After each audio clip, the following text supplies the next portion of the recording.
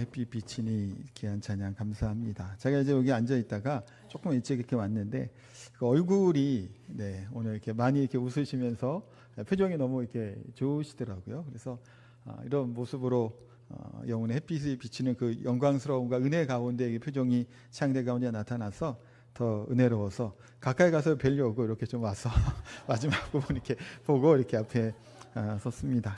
귀한 찬양 또 감사드립니다. 기도해 주신 덕분에 하여튼 제 아내가 수술이 잘 마쳤고 이제 이렇게 퇴원했습니다. 또 아내가 하는 말이 너무 이제 그 가정 가운데 감사하다고 우리 성도님께 말씀을 드리고 뿐만 아니라 또 이제 죄송한 마음이 좀 더 크다는 얘기를 하더라고요. 또 이렇게 비우게도 되고 또 아프게 되니까 성도들께 좀 죄송한 마음도 참 크다라는 말씀 얘기를 좀 전했는데 기도해 주시고 또 함께 해 주셔서 너무 감사드립니다. 설교 중에 또 아내 얘기가 두 번 더 나옵니다. 마침 또 이게 또 뭐가 맞아서 이렇게 두 번 더 나와요. 오늘은 5월의 이제 네 번째 주일입니다. 오늘 본문이 에베소서 5장 22절에서 오타긴 합니다만 33절까지 말씀이면 보통 가정의 달에 이 에베소서 5장 이 본문을 보면 어떤 말씀을 제가 설교할 것 같으신가요? 부부에 대한 얘기를 할 것 같죠. 그래서 부부간의 사랑과 또 존중과 뭐 그런 도덕적인 것, 윤리적인 것, 뭐 기타 등등 이렇게 오늘 하는 말씀이겠구나라는 생각을 이제 아마 하실 것 같아요. 실제로 이 본문은 기독교에서 그 집례하는 주례에 가장 많이 나오는 본문이 바로 오늘 본문일 수 있어요. 저도 이제 주례할 때 이제 요 본문 가지고 이제 한 적도 있고요. 또 이제 5월의 가정의 달이나 그럴 때 이 부부 얘기할 때 이제 본문으로 했는데, 근데 참 이제 제가 이제 5월 첫 주에도 그런 얘기를 잠깐 했잖아요. 가정의 달에 이렇게 5월에 대해서 이렇게 그 주제를 가지고 설교를 하는 게 참 어려움이 있다라는 얘기 드렸잖아요. 그 어려움 중에 하나는 참 가정사가 다 다르기 때문에 이렇게 말씀을 준비해서 이렇게 설교를 하는 그 시간들도 그리고 준비할 때도 참 마음이 참 고민이 되기도 하고 좀 조심스럽기도 하고 저 또한 또 마음이 좀 아픈 그런 경험을 사실은 준비하면서도 사실은 갖습니다. 왜냐하면 오늘 본문도 그렇지만 예배당 안에 이제 부부가 같이 이제 앉아 계신 분도 계시지만 또 남이 알지 못하는 여러 가지 아픔 또 슬픔이 있는 가정들도 있죠. 먼저 이제 사랑하는 이를 떠나보내 사별의 슬픔 가운데 계신 분도 있고요. 또 때로는 아직 결혼하지 못한 분들도 이 가운데 있기 때문에 행복한 부부 생활의 지침 같은 뭐 그런 일반적인 이야기를 설교로 그친다면 누군가는 또 은혜 받고 감사할 수 있지만 누군가는 또 좀 소외되고 마음이 아플 수 있다라는 생각을 또 함께 또 들기도 했습니다. 그래서 오늘 에베소 5장 말씀을 끝까지 이제 주의 깊게 살펴보면 반전이 등장하게 됩니다. 22절부터 얘기는 남편과 아내가 지켜야 될 질서와 사랑의 원리를 쭉 나열하고 있죠. 그러다가 문득 32절에 이르면 이런 말씀이 나옵니다. 32절 한번 같이 읽어볼까요? 같이 읽을게요. 이 비밀이 크도다. 나는 그리스도와 교회에 대하여 말하노라. 아멘. 이 비밀이 크도다. 그 설교 제목이 이겁니다. 결론인데 오늘 본문은 어떤 얘기를 하는 거가 주 목적이라고 성경은 말씀하나요? 그리스도와 교회에 대한 얘기를 하는 거예요. 부부 관계가 주가 아니라 그 본질적으로는 설명하고자 하는 것은 그리스도와 교회의 관계다라는 것을 분명히 말씀하고 있어요. 때로는 오늘 본문을 보면서 우리가 뭐 부부 상담을 하나 뭐 그런 것이 아니죠. 아니면 우리가 세상적인 이 땅에 보통 우리 일반적으로 생각할 때 보면 가정을 이루는 이 육신의 이 땅의 가정이 이 원래 얘기하고자 하는 내용이고 예수님과 교회의 관계를 쉽게 설명하기 위해서 비유로 교회와 이제 그리스도와 교회의 관계를 설명한 것이 아닌가라는 생각을 할 수도 있어요. 그러나 그거는 아니에요. 원래 에베소서 이 말씀은 교회론에 대한 얘기입니다. 그것을 이제 부부 관계를 통해서 설명해 가는 것이 주가 된다라는 거예요. 물론 제가 오늘은 거기에 맞춰서 하겠지만 다음에 또 설교할 때는 뭐 이제 부부 관계에 관련되어 본문을 또 하게 될 것 같긴 해요. 그렇긴 하지만 오늘은 그런 쪽의 관점이 아니라 영원 전부터 삼위 하나님 되시며 성부 하나님이 되시는 그리스도, 우리의 신랑 되신 하나님께서 교회 신부죠. 우리들과 연합되어지는 변치 않고 유일한 진짜고 궁극적인 실체가 되신 하나님과, 그러니까 예수님과 우리들의 관계에 대한 부분을 좀 살펴보는 시간을 좀 가져와 보려고 합니다. 그래서 이 시간 선포되는 말씀을 통해서 결혼한 가정들은 가정을 향한 하나님의 그 사명과 그것들의 은혜들을 회복하는 시간이 되기를 소망하고, 홀로 계신 분들 또한 그 가슴에 예수 그리스도의 완전하고 영원한 사랑이 충만하게 채워지게 되는 그 은혜의 시간이 되시기를 소망합니다. 자, 먼저 첫 번째 부분을 보면 첫 번째 이제 위대한 하나님의 비밀, 신비로움에 대한 얘기를 하는데, 이게 25절부터 27절까지에 보면 이런 얘기를 해요. 남편들아, 아내 사랑하니 그리스도께서 교회를 사랑하시고 그 교회를 위하여 자신을 주신 같이 하라. 이는 곧 물로 씻어 말씀으로 깨끗하게 하사 거룩하게 하시고, 27절 같이 읽을까요? 자기 앞에 영광스러운 교회로 세우사 티나 주름 잡힌 것이나 이런 것들이 없이 거룩하고 흠이 없게 하려 하심이라. 아멘. 이렇게 말씀합니다. 이 얘기는 뭔가요? 예수 그리스도가 우리의 완전하신 신랑이 되고 예수님의 영광스러운 신부가 누구예요? 우리예요. 나가 되고 교회가 된단 말이에요. 그렇기 때문에 보통 이 땅에서의 우리 그 남녀가 결혼할 때는 어떤가요? 검은 머리가, 그렇죠, 파뿌리가 되도록. 누가 이걸 만들었을까요? 이 말을 처음 쓴 사람 대단한 것 같아요. 그 비유가 참 적절하잖아요. 하여튼 검은 머리가 파뿌리가 되도록 사랑하겠다라고 맹세를 한단 말이에요. 여기 계신 부부, 이렇게 앉아 계신 분들 중에서 여기 이모진 집사님도 또 아내를 결혼할 때 검은 머리가 파뿌리가 되도록 내가 사랑하겠노라 다짐하고 아마 결혼하셨을 거예요. 그런데요, 그렇게 우리가 다들 다짐하고 결혼하잖아요. 우리 인간은 완전한가요? 불완전한가요? 불완전하죠. 그렇기 때문에 우리는 유한한 존재이기도 하고, 그러니까 한계가 있어요.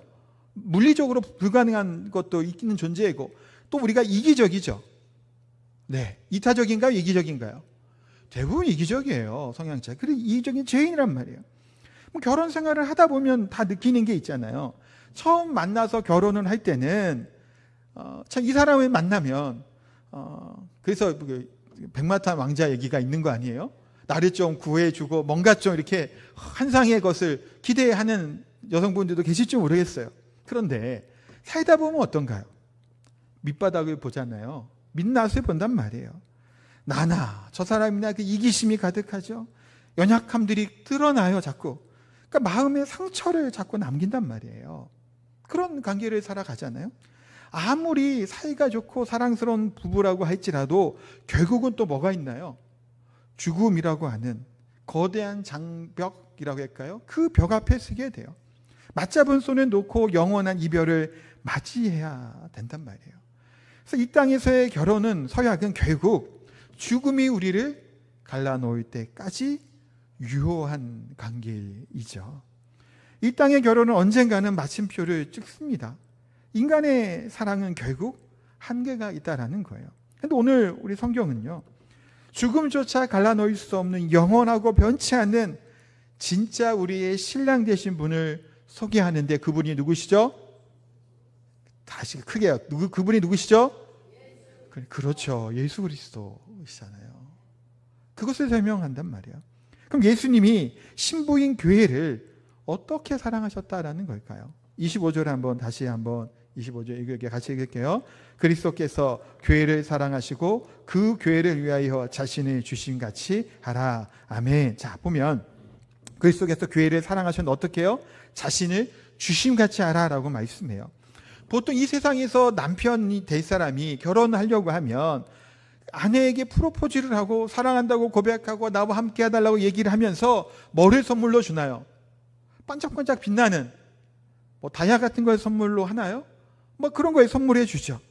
그러면서 이제 사랑을 고백하며 함께 하기를 얘기를 합니다. 그런데요, 이 땅을 창조하신 우리 주 예수 그리스도께서는 신부된 우리를 맞이하기 위해서 창조주의 보좌를 버리시고 기꺼이 십자가에서 자기의 생명과 피를 지불하실 만큼 우리를 사랑하셨다라는 거예요. 그래서 27절에 이렇게 묘사하고 있잖아요. 27절에 다시 보면 자기 앞에 영광스러운 교회로 세우사 티나 주름 잡힌 것이나 이런 것들이 없이 거룩하고 흠이 없게 하려 하심이라 라고 말씀합니다. 자, 보통은요, 결혼할 때의 우리의 얼굴은, 피부는, 외모는 어떤가요? 대단하죠. 아무리 어떻게 생겼든 간에 이런 말이 있어요. 이게 죄송한 표현인데, 나이가 안 들어오셨나요? 나이가 깡패다. 못 들어오셨나요? 젊은 게 최고라는 거예요. 어리면 최고로 예쁘다라는 거예요. 한편으로는 또 우리 애들이나 젊은 청년들 보면 참 생각이 들잖아요. 야, 이쁠 때다 라는 생각이 들죠. 가끔 뭐 조금 더 어리긴 한데 하여튼 예를 들면 중학생 애들 교복 입고 다니는 애들 중에 보면 고등학생도 그렇고 얼굴에 뭔가를 자꾸 이렇게 발라요. 왜 바르죠 그거를? 이해가 안 돼요. 그 나이 때는 걷어내고 있는 자체가 예쁘잖아요. 그렇죠? 중학생, 고등학생 얼마나 예뻐요.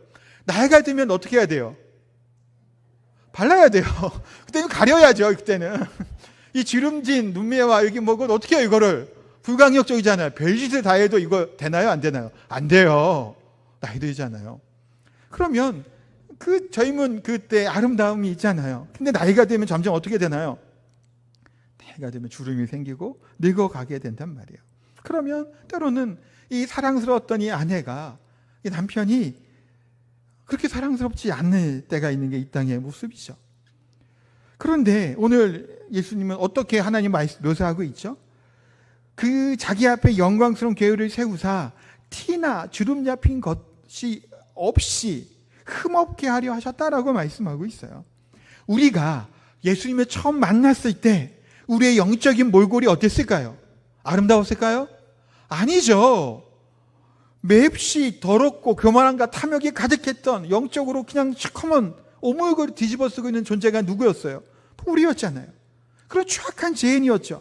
예수님은 우리를 포기하지 않으시고 십자가에 쏟으신 그 거룩한 보혈로 우리의 더러운 죄를 씻기셨잖아요. 마침내 그래서 뭐예요? 티나 주름 잡힌 것이 없는 거룩하고 흠이 없는 영광스러운 신부로 우리를 어떻게 하셨다고요? 맞아주시고 안아주셨다라고 말씀하고 있습니다.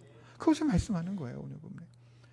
성도 여러분, 이 자리, 이 예배당에 앉아 계신 분들 때로는 여러 모양으로 우리가 앉아 있습니다. 사별하신 분도 있고요, 이혼하신 분도 있겠고요, 또 때로는 믿음이 없는 남편과 아내 때문에 홀로 이 자리에 계신 분도 있으실 거예요. 그래서 5월이 가정의 달이 되고 이와 같은 가정의 달의 말씀을 묵상하다 보면 참 외로움이 있고 눈물이 때로는 있는 분도 분명히 계실 겁니다. 그런데 오늘 본문에 주신 하나님의 말씀에 이 신비와 비밀에 대한 의미를 우리가 기억하시기를 소망해요. 결코 혼자가 아니라는 거예요. 우리들의 인생이 결코 실패한 인생도 아닌 것이고 텅 빈 인생도 아니고 미완성된 인생도 결코 아니라고 말씀하고 있다는 거예요. 혹시 육신의 배우자가 내 곁에 없을지라도 여러분들에게는 영원 전부터 여러분들이 지명하여 부르시고 사랑하셔서 죽기까지 우리를 사랑하시는 그 하나님의 사랑, 신랑 되신 예수 그리스도의 사랑이 영원히 함께 하신 줄 믿습니다. 그 사랑이 우리 안에 있게 되기를 소망한다는 거예요. 사람의 사랑은 식죠. 때로는 떠납니다. 그러나 십자가에 피 흘려 맺으신 예수 그리스도의 언약의 사랑은 세상 끝날까지 죽음 그 이후에도 우리의 손에 놓지 않으시는 줄 믿습니다. 나의 빈자리를 바라보면서 슬퍼하는 시선을 돌려 나를 영광스러운 신부로 바라보고 우리 나를 향해 미소 짓고 계신 하늘의 신랑을 바라보시기 바랍니다. 육신의 남편은, 육신의 아내는 도저히 채워줄 수 없는 그 영혼 깊은 우리의 갈망과 그런 어려움을 오직 나를 위해 십자가에서 살과 피를 쏟으신 예수님의 완전하신 사랑으로 가득하게 되기는 우리가 되기를 소망합니다. 아멘. 자, 그러면 우리를 이렇게 먼저 붙잡아야 돼요. 본 의미가 그거라 그랬잖아요. 그럼 두 번째 우리가 생각할 것은, 그럼 예수님이 우리의 완전한 신랑 되심이잖아요. 성경은 예수님을 우리 아버지라고도 얘기하지만 신랑됨으로 이렇게 표현이 많이 해요. 그래서 호세아 같은 경우도 호세아와 고멜의 관계를 두고 남편과 아내됨을 설명해 난단 말이에요. 자, 그런 것처럼 그게 본 의미라고 치면 이 땅에서 우리의 부부 관계는 어떠한가라는 거예요. 하나님이 태초에 아담과 하와를, 남자와 여자를 창조하시고 둘이 하나 되어 부부로 이루기로 하나님이 창조의 원리죠. 하나님이 남자와 뭐라고요? 여자를 창조하셨죠. 또 다른 게 있나요? 있으나요? 없나요? 없죠. 남자, 여자밖에 없어요. 남자가 여자가 될 수 있나요? 안 됩니다. 여자가 남자가 될 수 있나요? 안 되죠. 그거는 창조의 질서고 원리란 말이에요. 그렇게 남자와 여자 창조하시고 하나 되게 하셔 가정을 이루게 하셨단 말이에요. 자, 그런데 그것 말고 또 다른 의미들을 오늘 찾아보려고 한다는 거예요. 하나님이 남녀로 부부로 묶어두신 그 목적 중에 하나가 우리가 외롭고 힘드니까 그냥 알콩달콩 재밌게 살기 위해서만 주신 것이 아니라는 거예요. 부부가 가정에서 서로 사랑하고 복종하는 것을 통해 십자가의 복음이 무엇인지를 누구를 통해 드러나는 거예요? 이 가정을 통해 드러나는 거예요. 왜냐하면 오늘 그 강칭 설명할 거예요. 그 하나님의 사랑과 이 교회와 성도의 관계를 부부관계를 통해 설명하고 있기 때문이에요. 그래서 이 의미들과 좀 보면 좋겠는데 성경은 남편을 향해 아내를 이렇게 사랑하고 명령하십니다. 우리 남자들만 28절 말씀을 같이 한번 읽도록 하겠습니다. 이와 같이 남편들도 자기 아내 사랑하기를 자기 자신과 같이 할지니 자기 아내를 사랑하는 자는 자기를 사랑하는 것이라. 아멘. 소리가 너무 작은 건 이거 이렇게 안 계신. 다시 한번 읽을까요? 남자들만 읽으라니까 너무 적어졌는데 다시 읽을게요. 시작. 이와 같이 남편들도 자기 아내 사랑하기를 자기 자신과 같이 할지니 자기 아내를 사랑하는 자는 자기를 사랑하는 것이라. 아멘. 어떻게 사랑하고요? 그리스도께서 교회를 사랑하신, 자기를 주시며 사랑한 것처럼 아내를 사랑하라라고 말씀합니다. 그러니까 이게 25절에 나와 있는 그리스도께서 교회를 위해 자기 주심같이 하는 것의 연장선에서 나타나는 말씀이에요. 그러니까 남편의 자리가 가정에서 큰 소리치고 대접을 받고 군림하는 자리가 결코 아니라는 거예요.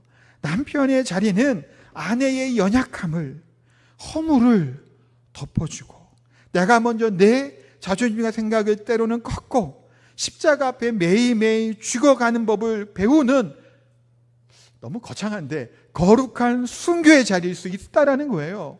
그렇게 사랑해야 된다는 거예요. 아내가 때로는 짜증을 내죠. 실수할 수도 있죠.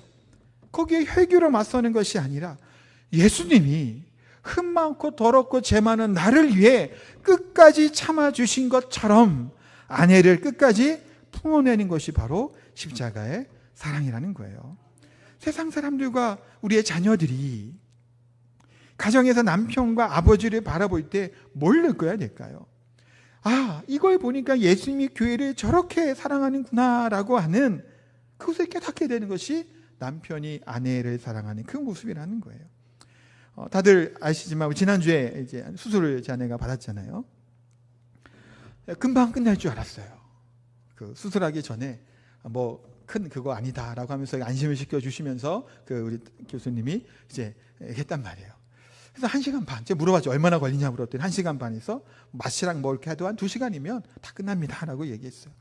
그리고 병실에 들어가서 안내편이 보이잖아요. 이름 적혀 있고 뭐 과가 있고 어떤 상태인지 해갖고 수술 중이 딱 뜨길래 수술 대기였다가 수술하나 보다라고 이제 들은 얘기가 있어요. 그 정도면 끝난다고 하니까 기다리고 있는데 안 나오는 거예요. 이게 회복으로 바뀌어야 되잖아요. 안 바뀌는 거예요. 다 해서 2시간면 끝난다고 했는데 4시간 반이 걸렸거든요. 뭐 들리는 얘기하면 보통 의사 선생님이 그래서 해진 돌잖아요. 끝나고 오셔갖고 시겁했다고 얘기를 하시는 거죠. 경상도 분이더라고요. 시겁했다 그러면서 보통 그쪽은 이제 떼면 한 몇 그램 200g 정도 되는데 2kg가 나왔대요. 그 뱃속에서. 그러다 보니까 그거를 복강경으로 다행히 또 감사하게 했거든요. 그렇게 하려다 보니 아마 되게 고생을 하셨을 것 같아. 왜냐하면 그냥 째버리면 그냥 더 편하게 했을 텐데 그분이 이제 우리 교회 우리 나시는 집사님 중에 우리 제대 교수님으로 의사 계신 거 아시죠? 그분이 이제 그분한테 좀 말씀해 주셨나 봐요. 그랬더니 이제 목사인 것도 알고 하는 거 알아서 그분도 성악교회 다니셨다 그러더라고요. 하여튼 그래서 애써주신 것 같아요. 생각에. 아니면 간단하게 하려면 그냥 째버리면 쉬울 거 아니에요, 의사 입장에서. 근데 최선을 다해서 하여튼 그렇게 수술을 집도를 하셨어요. 그래서 평소보다 훨씬 더 많이 걸렸죠. 엄청나게 많이 피도 나오고 해서 했으니까. 그러니까 밖에서 기다리는데 심박수를 한번 쫙 봤더니 보통 제 심박수는 설교하니까 제가 80대까지 지금 올라갔는데 한 70대란 말이에요. 근데 뭐 80, 90이 심박수가 올라가더라고요. 기다려도 안 나와요. 이렇게. 얼마나 제가 마음이 어땠을까요? 초조했죠. 별건 아닌 수술이라고는 하지만 안 나오니까요. 그럼 뭐 그래도 전신마취해서 뭐 째고 또 피도 나오고 하는데 걱정이 되잖아요. 또 밤낮 너무 거창한가요? 제가 이제 병간호를 제가 이제 했잖아요. 병실에서 4일 동안 이렇게 간호를 하고 또 그 곁을 이제 지키면서 참 고통스러운 아내를 보면서 참 마음이 아픈 시간을 또한 보내기도 했습니다.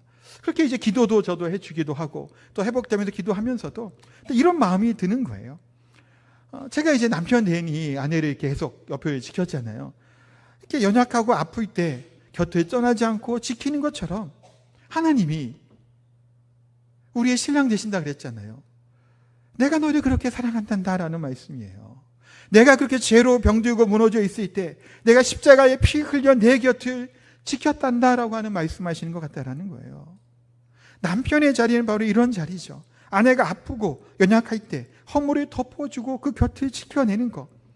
우리 예수님의 변함없는 사랑이 일상에서 보여주는 자리라는 겁니다. 남편이 그렇게 아내를 사랑하라라고 말씀해요. 그럼 성경은 아내들에게는 뭐라고 말씀하실까요?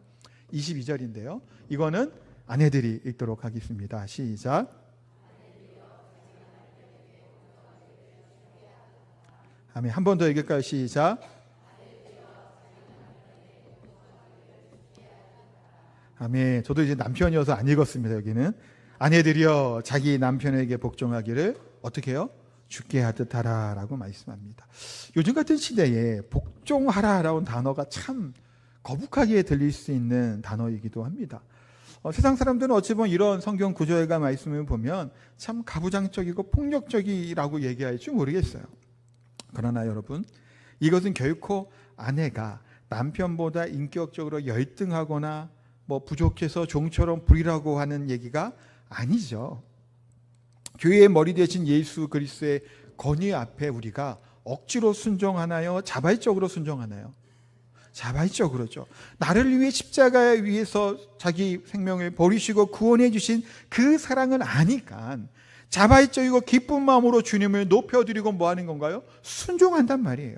마찬가지로 하나님께서 가정의 영적 머리로 남편을 세워주셨기에 그를 깎아내리거나 무시해서는 안 된다라는 거예요. 이런 말이 있습니다. 잘 들어보세요. 대답하실 수 있을 것 같아요. 예를 들어서 요플레를 샀어요. 원플 원으로 사다 보니까 양이 좀 많아요. 애들이 먹다가 이게 보니까 유통기한이 지났어요. 그럼 요 요플레 어떻게 해야 될까요? 날짜 지난 요플레 어떻게 해야 되죠? 아니잖아요. 아빠 주잖아요. 아니에요? 아빠 먹게 두라 그러잖아요. 남편 안 줘요? 저는 제가 먹습니다. 어제 먹었어요. 요플레. 그래서 요플레 얘기하는 거예요. 날짜가 이틀인가 지났더라고요. 뭐 날짜 지나도 괜찮죠. 뭐 요플레 먹어도 상관없으니까 먹죠. 근데 애들 주기는 또 좀 그렇잖아요. 괜찮은 건 알지만 보통 남편이 먹죠. 아빠 주기에 내버려 두고. 개콘에서 그런 얘기 나오고 실제로도 뭐 좀 이렇게 한 거 있으면 누구 주고 누구 시켜요. 아빠가 시키고 남편이 시킨단 말이에요. 자발적으로 남편이 먹는 건 좋아요. 그렇게 먹어도 되죠. 뭐 문제 될 게 뭐가 있어요. 예수님은 생명부터 바쳐서 사랑하셨는데 끝까지 거 먹으면 되는데 아내들이 남편을 그렇게 취급하면 안 된다라는 거예요. 잘 들으세요. 이거는 그렇게 취급하면 안 돼요. 남편을. 예수님의 그 모형이잖아요. 그렇죠. 남편이 그런 존재라는 거예요. 그래서 가정 안에서 아내들은 남편을 어떻게 해야 돼요? 존경하는 마음이 있어야 돼요. 집안에서 남편들 좀 큰 소리 치나요? 아니면 지드근듯이 용돈 받으면 긴근히 살아가나요? 요즘 시대가 아마 그렇더라고요. 안 그러더라고요. 저는 어떨 것 같으세요? 큰 소리 뻥뻥 치면서 살까요? 집에서? 전 그럽니다. 네. 저희 노예 목사님들이 강 큰 남자 어떻게 그러고 사냐 그러는데 저는 뭐 이렇다고 뭐 제가 윽박지로 근다는 얘기 아니에요. 그만큼 제가 뭐예요? 앞에 전제가 있잖아요. 그리스도께서 교회를 사랑함처럼 제가 그렇게 잘하니까 큰 소리 치지 않을까 생각을 하여튼 해봅니다. 하여튼 네. 없으니까 이 자리에 이런 얘기 합니다만 어쨌든 그러고 삽니다. 그럼 제 아내는 저를 존경한 마음이 있을까요? 없을까요? 있어요. 이게 가정의 평화와 그 안정을 누리는 그 비결이라는 것을 깨닫게 되는데, 제가 이제 지난번에 육지에 이제 교육이 있어서 갔다 왔던 그 교회 얘기 잠깐 했잖아요. 뭐 아멘도 잘하고 막 학교에 너무 막 분위기가 그렇더라는데, 예배가 끝난 다음에 이제 둘러 앉아서 같이 얘기를 하는데, 그 교회 부목사님이 그 사모님인 거예요. 요즘에 이제 교회들이 이제 사모님도 이제 그 신학학원 하실 분들은 뭐 전도사로 불리기도 하고 부목사로 이렇게 호칭해서 사역하기도 한단 말이에요. 그 교회가 그래서 그 부목사님이, 그러니까 그 사모님이 부목사로 사역을 하면서 같이 하는 거예요. 자, 그런데 자기는 자기 남편을 너무너무 존경한대요. 그래서 항상 안수 기도도 받고 그런다라는 거예요. 보통 목사 되면 안수 기도 안 받거든요, 참고로.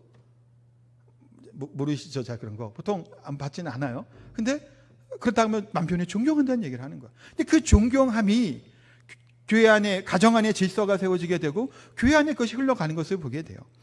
그러니까 이제 남편을 존경하고 하는, 그러니까 존경 안 할 만한 남편도 얼마나 많아요, 사실은. 그러나 하나님께서 세우신 권위로 인정하고 주 안에서 뭐 할 것을 얘기해요? 존경할 것을 얘기해요. 그렇다고 제가 그 부모 그거 얘기할 때도 얘기했지만, 혹시 남편이 교회 가지 말라 그런다고 그걸 순종한다고 교회 안 오고 그러면 안 돼요. 그건 얘기 아니에요. 뭐 안에서요? 주 안에서예요. 예, 물론.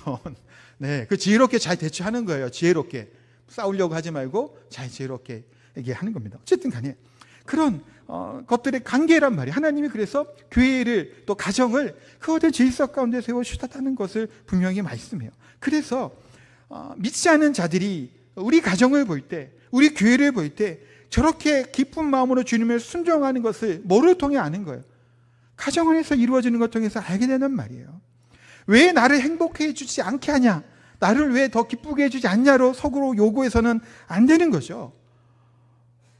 그리스도께서 교회를 사랑하심처럼 그렇게 사랑하라고 말씀하고, 교회가 그리스도에 순종하는 것처럼 순종할 것을 말씀해요. 내 남편, 내 아내가 왜 내 마음에 썩되지 않게 행동하지 않는가, 왜 나를 기쁘게 하지 않는가라는 섭섭함을 질문하기에 앞서서 우리 부부의 모습은 그리스도의 십자가의 복음과 세상과 우리 자녀에게 어떤 모습으로 비추어지고 있는가라는 것을 돌아볼 수 있어야 된다는 거예요. 연약함을 탓하려면 끝도 없어요. 나나 잘하고 얘기를 해야 되잖아요. 나는 뭐 얼마나 잘해요. 근데 꼭 우리는 서로를 지적할 때가 많죠. 십자가 앞에 내 자신을 먼저 내려놓고 결단이 필요하다는 거예요. 그러면서 오늘 그 연합의 신비에 대한 얘기를 하면서 마지막에 이 얘기까지 나오게 되는 거예요. 자, 한번 잘 들어보시면 에베소 5장에 보면 이제 31절, 32절이 이제 결론 부분에 이제 나오는 얘기입니다. 이렇게 말씀하고 있잖아요. 같이 한번 읽어볼까요? 그러므로 사람이 부모를 떠나 그 아내와 합하여 그 둘이 한 육체가 될지니 이 비밀이 크도다. 나는 그리스도와 교회에 대하여 말하노라. 아멘. 이렇게 연합에 대한 얘기를 하는데, 자, 이거 의미를 좀 잘 얘기하고 앞에 얘기를 안 한 얘기가 하나 있는데, 이거 좀 중요한 얘기에서 한마디 해야 될 것 같아요. 우리 특히 여성, 아까 저희 같은 교회 얘기 잠깐 했잖아요. 근데 그 교회는 보통 남성이 만나요, 여성이 만나요? 압도적으로 여성이 많죠.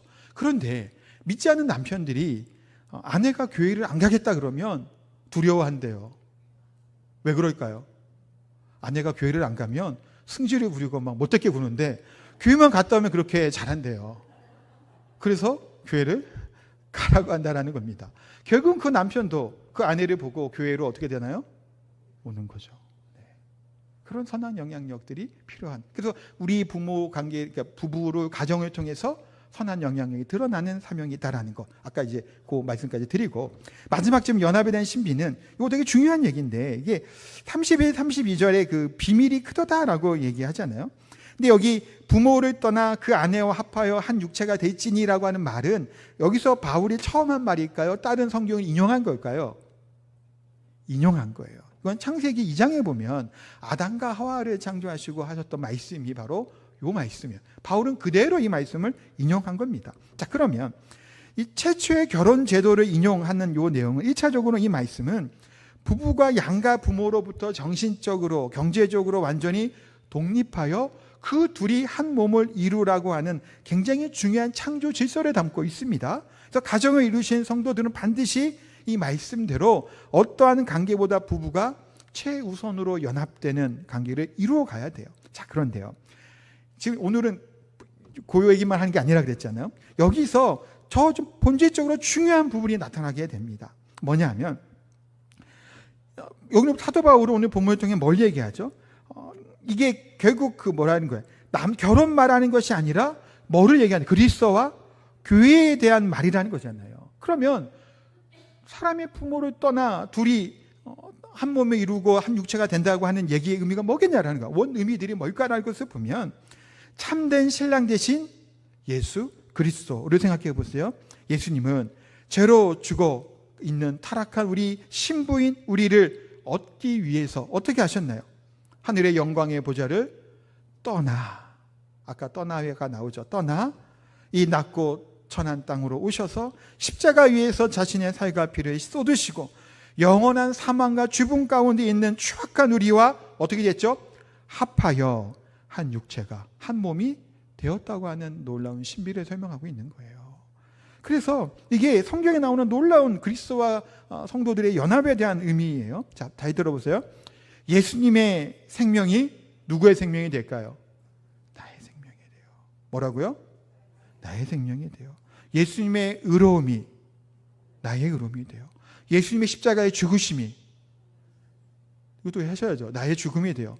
예수님의 부활하심이 나의 부활이에요. 이게 연합의 의미예요. 굉장히 중요한 개념입니다, 이게 성경에. 그래서 그리스도께서 십자가의 죽으심으로 내가 죽은 거고 그가 부활하심으로 말하면 내가 부활하게 됐음을 얘기. 이게 성경의 굉장히 놀라운 연합의 의미인데, 이게 바로 그와 같은 것을 설명한다라는 거예요. 결국은 창세 전부터 계셨던 하나님께서 신랑 되신 예수님께서 이 땅 그곳을 떠나 한 몸을 이루는 영적인 일들을 이루어 가셨다라는 거예요.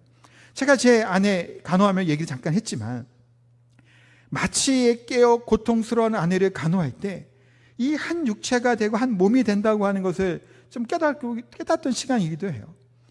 되게 아파했단 말이에요. 피도 많이 해요. 지금도 뭐 힘들어하고 있지만, 간호하면서 제 마음이 어땠을까요? 제가 안 아프니까 뭐 괜찮을까요? 아닌 거예요. 보통 이러잖아요. 아이들이 아프면 부모가 어떤 마음이 들죠? 그렇죠. 근데 제가 그런 마음이 들었을까요? 안 들었을까요? 드는 거예요, 놀랍게도. 아니, 그런 마음도 다 드나 싶었는데, 그런 마음이 드는 거 너무 안타까운 거예요. 좀 아픔이, 고통이 좀 분담됐으면 했던 마음도 막 드는 거예요. 그런데 제 아내가 이제 좀 깨어난 다음에 이런 얘기를 또 하더라고요. 자기 남편과 아이들이 이렇게 아프고 수술되지 않기를 위해서 그 아픔 가운데 계속 기도했다라는 거예요. 그게 뭐예요? 한 지체됨이죠. 가족됨이라는 거예요. 사랑하는 성도 여러분, 육신의 부부도 한 몸이기에 서로 아픔을 이토록 느끼잖아요. 하물며 십자가에서 피 흘려 우리를 완전한 한 몸이 되어주신 예수님은 어떠실까요? 우리가 이 땅 가운데 홀로 슬퍼하고 아파하고 눈물을 흘리고 있을 때 예수님께서 하늘의 보좌에서 가만히 계신 것이 아니라 그 아픔을 자신의 아픔으로 끌어안고 함께 아파하시는 분이 우리 신랑 되신 예수님이신 줄 믿습니다. 그 은혜를 말씀하고 있다는 거예요. 또한 그런 우리의 교회의 모습이 어떻게 될까요? 28절 29절에 보면 그 얘기한 것처럼 이렇게 남편이 자기 아내를 아파하고 그렇게 남으로 여기지 않은 것처럼 연합된 우리 교회가 또한 어떻게 서야 될까요? 한 몸이잖아요. 이 원리가 어떻게 그리스도가 우리 교회의 뭐라고요? 머리. 우리는 뭐예요? 몸. 한 지체, 한 몸이죠. 그러면 지체가 아프면 같이 아프잖아요. 여기 계신 분들 가운데도 때로는 여러 가지 아픔이 있는 분들이 계시죠. 죄병이나 뭐 가정사 때문에 아플 수도 있고요. 그럼 우리 교회가 기꺼이 그런 분들의 영적인 가족이 되고 배우자가 되고 부모가 되고 자녀가 되어줘야 된다는 거예요. 우리 교회 안에 들어오는 성도들이 우리 교회에 들어오니까 이 교회에서 들어오니 이 세상에서 맛보지 못하는 사랑이 있구나, 평안함이 있구나, 안식이 있구나라고 하는 그 은혜가 우리 가운데 있게 되기를 소망합니다. 내 혈육과 내 가족만 생각하는 것이 아니라 움직이는 교회로 우리의 사랑이 움직여가고 우리의 섬김이 움직여갈 수 있는 그 은혜가 있게 되기를 소망합니다. 말씀을 맺겠습니다. 사랑하는 성도 여러분, 이 에베소서 5장을 통해 우리가 가정과 결혼에 감추어져 있다 어찌 보면 위대한 하나님의 비밀이 이와 같다라는 것 말씀을 함께 나눴습니다. 세상은 이 땅의 결혼이 전부이고 가정이 끝이라고 얘기할 수 있겠지만 육신의 배우자가 없거나 가정이 깨어졌거나 배우자로부터 상처를 받았던 우리의 인생이 때로는 실패하고 절망스러울처럼 보이겠죠. 그러나 오늘 말씀은 뭐라고 말씀하나요? 이 땅에 결혼하는 생활이 영원한 완전한 완성된 것이 아니라 결국은 그림자일 수 있어요. 우리를 얽매였던 이것들이 너무 이제 그 어려움 가운데 계시지 말길 소망하고 부부 생활이나 그와 같은 것을 통해서 내 권리를 또한 주장하기보다 십자가에 죽으셨던 예수님처럼 남편이 그와 같은 사랑이 또 불평하기 전에 교회가 죽게 하듯 기쁨으로 순종하는 아내가 되는, 그래서 우리의 가정이 우리의 교회가 하나님의 복음이 증거되는 그런 공동체가 그 가정이 되기를 소망합니다. 그래서 마지막 날 우리의 육신의 장막집은 어떻게 될까요? 무너지게 될 때가 오죠. 그때 우리는 저 천국에서 요한계시록에서 말씀하는 어린 양의 혼인잔치 앞에 서게 될 줄 압니다. 그날 우리는 가장 빛나고 거룩한 세마포 옷을 입고 영원한 신랑 대신 예수님의 품에 안기게 될 줄 믿습니다. 그 앞에 설 때까지 하나님의 주신 말씀대로 함께 사랑하며 섬겨갈 수 있는 저와 성도님 다 되시기를 예수님의 이름으로 축복하고 기도합니다. 아멘. 우리 찬양하겠습니다.